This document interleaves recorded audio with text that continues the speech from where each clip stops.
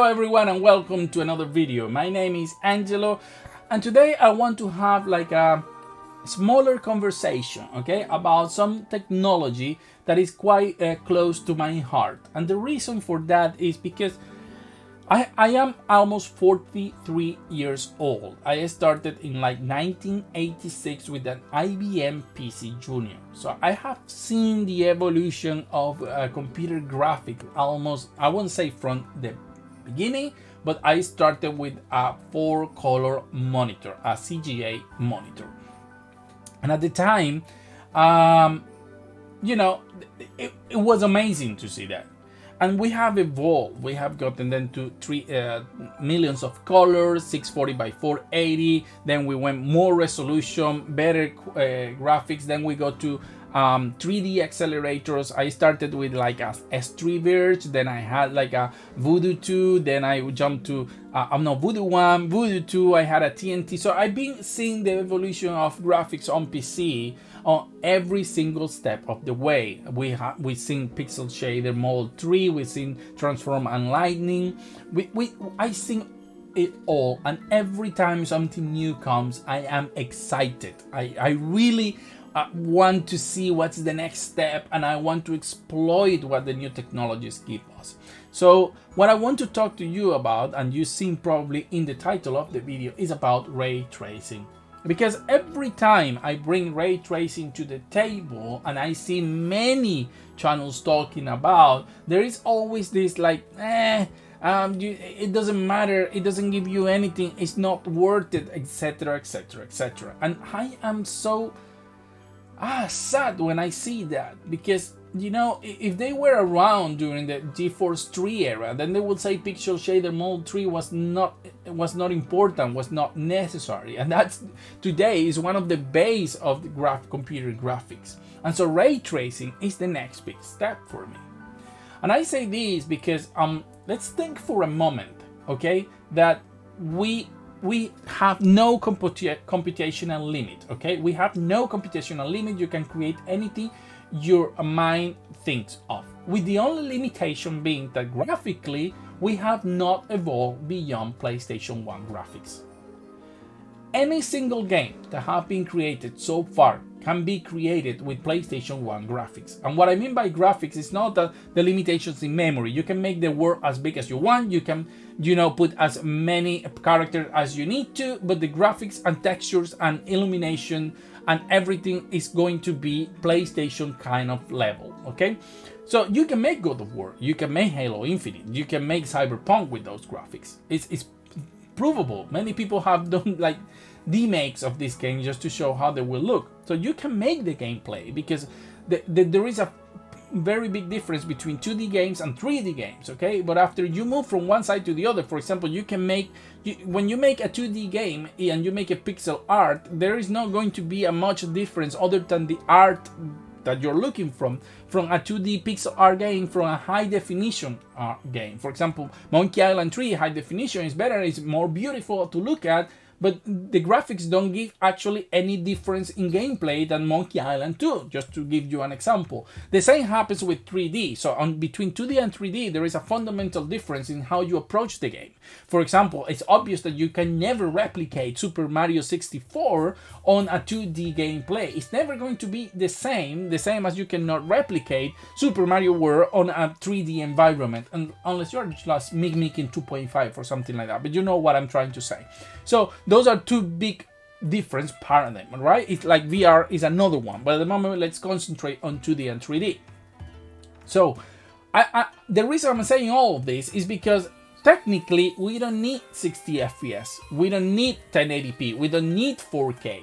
We could be playing games at 640 by 480 at 30 FPS, and that's all we will need to keep playing the same games today. For example, you can play Halo Infinite at 30 FPS, 640 by 480, and it will be the exact same game, at least very similar in terms of what the game offers. So it's not the graphics that makes the gameplay different. The graphics are there to serve and to immerse and to put you more into the game and to make everything look more beautiful, because obviously they are called video games. So you want to look at better graphics. For example, can we make a movie like Avengers using 1930s technology? Probably. Will it look the same? No. So will you immerse? No. But can it be technically the same movie? Probably yes, but it will look very cheesy, very bad. But depending on your capacity to suspend your belief, then you may just enjoy the movie just as well. The thing is that all the graphical evolution has not been because it's needed to improve the gameplay. It's needed to improve the video games in general. Okay, so for example, when we talk about ray tracing, it's because ray tracing is not this thing that is going to magically change graphics and make it completely different thing that is going to be the next step. No, ray tracing is that little bit of extra step to make things more believable, more grounded in reality, because light is hard to mimic. Light is one of the hardest things to mimic, and we know when something doesn't look right because our brain is already hardwired to that, because we see light working every day. Just to show you a little example of something that happened to me this morning, I was going to the door, and then I see this beautiful light at the door, like all green and stuff, and I'm like, where is this coming from? Why is the door completely green and yellowish? It looks beautiful, but I'm not sure where it's coming from. So then I get close to it and I realize it's my wife's bike jacket, right? And that is bouncing the light coming from the door to everything. And it looks quite beautiful. Normally, it wouldn't look like that if that wasn't there. And that sort of behavior of the light is quite difficult to replicate in video games. So this is what ray tracing is trying to bring to the table, in order to not just make the artists and developers' life easier, but to make things that they were not possible otherwise. Because, for example, in Spider-Man, okay, we have a city full of glass buildings. And how do you create reflections in video games? Either you use a screen space reflections, or you use cube maps, or some other techniques in between, or both of them. But the problem is cube maps have the need to be made beforehand, basically. Some games create them in the moment, but that's not a very easy thing to do, and it can be very limited how you apply that. So for example, in Spider-Man, how do an artist create cube maps for every single building and view you can have, depending on where you're looking at and what is supposed to be reflecting? And what happens if, in the middle of production, you change some of those buildings, you change colors, you move them around, then that cube map is no longer, correct on what is supposed to be around that. That sort of thing is quite difficult to replicate. So in this case, Spider-Man with ray tracing is just fixing that by just applying physicality to the materials, and they don't have to worry then about what is around them, because whatever change they do is going to be reflected automatically by ray tracing, by the physicality of the material that was applied to. And that solves a problem. Does this make Spider-Man a better game? Now the gameplay is better because of this? Of course not. Of course Spider-Man is not a better or worse game just because of this. But it's a more believable, more grounded game. Okay? For example, if we check games like Cyberpunk, normally people would say, well, there is not too much reflection, too much different. But when we look side by side and we try to understand the difference, we can see there is an actual difference. First, yes, reflections, we talk a lot about it, but it's not just that on reflection. It's also, for example, the way the shadows behave, the way the colors bounce, giving that sort of more realism to the scene. Some areas that are supposed to be undershadowed, not glowing like they are just there, because this happens too much with many games, because the shadow doesn't affect some of the objects that are put in there after or are not baked in and so on. While with ray trace shadows, those shadows are going to affect where they need to be affected. The metals, for example, on the rails will look more believable because the reflections will make the metal behave more believable.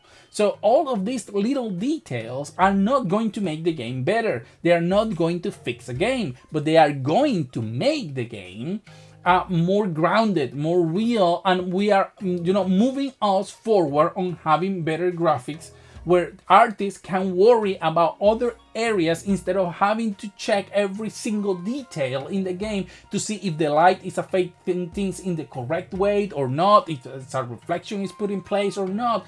And this not only affects like big AAA budget games like I've been showing, this also affects little small indie games like this Raji game here. This game here, when they apply ray tracing after the fact, like a year after the game was out, and the ray tracing dramatically changed the scene, but a lot. Now, here we can have a point of discussion because we can think, I like the way the game looked better before, and that may be true in this case because that's another part of it.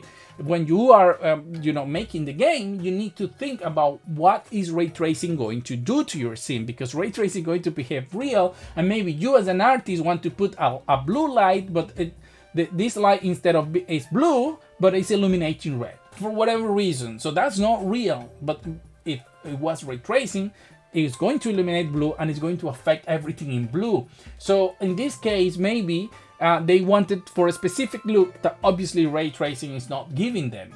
So that's important also, because yes, ray tracing is not magical. You need to take into account what you're trying to achieve to get this. But this is up to debate on whether the game looks or not better with ray tracing. However, what it does look better is that it has better reflections, the light bounce and the shadows are casting correctly. So that's not for discussion. So then we have games like, for example, Dying Light 2.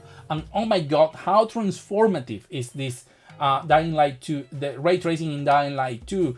To begin with, we have shadows that are now the vegetation now casts shadows, which make the vegetation doesn't look like it's just floating there, but it's actually grounded in the pavement and give this more strong look. But also the fact that every shadow and surface is being affected by the color of the surrounding areas. Instead of having this yellow crush, now we have a more subtle image, a more believable and true image. It's true that this game is not trying to replicate reality, but in what it's trying to replicate, it looks much better with ray tracing.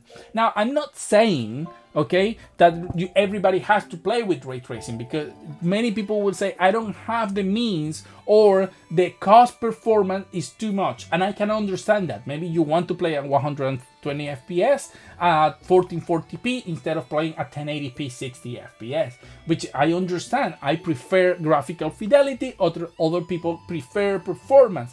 What I'm trying to make people understand is that the fact that you don't find that you prefer the look or the performance that it gives you doesn't mean it's worse or doesn't give anything to the game or is unnecessary, because that's the part I can't understand. And I have proven here in this channel that you can have a nice RTX experience even with a 2060 6GB. It's not true that you need a 3080 Ti or a 4090 to be able to enjoy ray tracing. If you know how to play your cards, you can really honestly have a good experience, especially with techniques like DLSS and FSR nowadays, that will allow you to have a nice experience with a low-end card and still appreciate what ray tracing brings to the table. Of course, at the end of the day, you have to choose. It's like, if you play something at low and then at ultra without ray tracing, there is a cost in performance. So the ray tracing is that extra performance. Yes, it costs a lot, unfortunately, because it's doing a lot, because light is not easy to calculate. But what I'm trying to bring or try to explain is that, it's fine if you don't want to use it because you don't think it's good enough for the performance you lose. But don't bring the technology down like it's useless, or don't bring anything to games, because it's not true. Because technically 1080p doesn't bring anything to games, 4K doesn't bring anything to games, okay? At the end of the day, games are about gameplay. So that's what's important. Graphic has been an evolution because we want to see better graphics every time. That's the reason some people bought a PlayStation 5, an Xbox Series X, 4090, a 3080. If you were happy just playing, you will still have a 1050 Ti playing at 13 frames per second, very low 720p, and you will be able to enjoy most games nowadays. And many people do that because they have no other options. But if they could change their graphic card, they will do it, because they will like to play at better graphics, more performance. And why? Is it that needed? No, it's because it's better. We like it. We want to have those things. So the same way, I want to see ray tracing evolve to bring that little extra push to fidelity on those areas where artists cannot just fix them, cannot just be, all the time on top of it, just calculating lights and see how they bounce to then bake the light in, because there are so many variables in a game that they are going to lose some of them. That's why I was a little bit bummed out when I see Modern Warfare 2 didn't bring ray tracing for shadows. That it seems like a small touch, and it is, but when you look at the difference between with ray tracing and without ray tracing on all games, you can check that on Digital Foundry, you'll see that just simple things like a net will cast a real shadow, while on no ray tracing will just not cast anything, just a blob. And I said again, does this make the game better? No. Does it make the game more believable? Yes. And at some point, everything will be like that. So why not? So, well, that's what I wanted to talk today. Just bring to you a little bit of thinking I've been doing about this, and it's always a bummer when I touch this and people, it doesn't matter, nobody cares, and so on and so on. And it makes me feel a little bit like an old dinosaur who says, wow, I don't know, I'm still excited about all these new things even 40 years after, and people now seem like, this is not important. I just remember when I saw my first VGA game, like 320 by 240, but using 256 colors, I was blown away. Then when Monkey Island came and I saw that, I thought I was looking at a cartoon. And when the first game, like proper game with ray tracing came, Metro Exodus, I was like, oh my god, this looks incredible. And I was willing to sacrifice some performance, some resolution, just because I wanted to explore this new thing, this more believable world. People are like, no, this doesn't give me anything, and so on. And as I said, I understand. I really understand when people don't want to lose performance. That's fine. But I don't understand when they just discard the technology, or they diminish it like something that is not bringing anything to the table. I hope that this little video and all the pictures I show you that they are bringing something. But this something is obviously graphical, because that's the point of ray tracing. It's not to make your games better in gameplay wise, it's to make the games better graphically. And I think the ray tracing is achievable. Thank you very much, and see you on the next video.